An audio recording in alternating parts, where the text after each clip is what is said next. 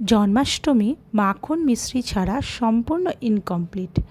তাই জন্মাষ্টমীতে শ্রীকৃষ্ণের কাছে খুব সহজে অতি অল্প সময়ে কিভাবে বাড়িতে মাখন বানাবেন তার একটি সহজ উপায়।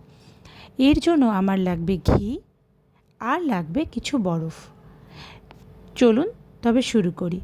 একটি পাত্রের মধ্যে আপনি যে কোনো পাত্র নিতে পারেন। আমি এখানে ঠাকুরের একটি বাসন নিয়েছি।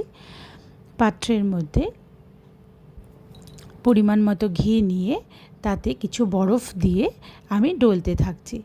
এই ডলার কাজটা একটু কঠিন, কেননা ঠান্ডাটা হাতে লেগে যাওয়ার অতক্ষণ ধরে হাত ঘষে ঘষে যেহেতু মাখন তৈরি করা হয়, তো ভগবানের জন্য তো এইটুকু কষ্ট আমরা করতেই পারি।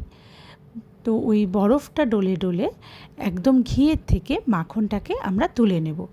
এটা ততক্ষণ ডলতে থাকবো, আপনারা ডলার সময় বুঝতে পারবেন মেল্টেড ঘিটা পুরোটাই একটা জমে মণ্ড আকৃতি নেবে। তো সেক্ষেত্রে এইভাবে ডলে ডলে ওই মাখনটা বের করে নিতে হবে ঘিয়ের থেকে। ব্যাস রেডি।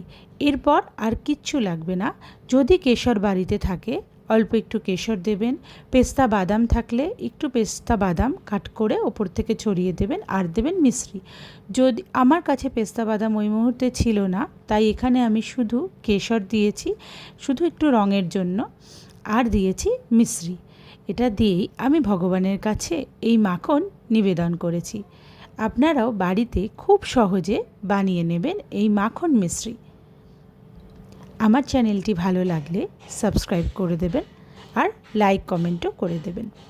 আজ আসি।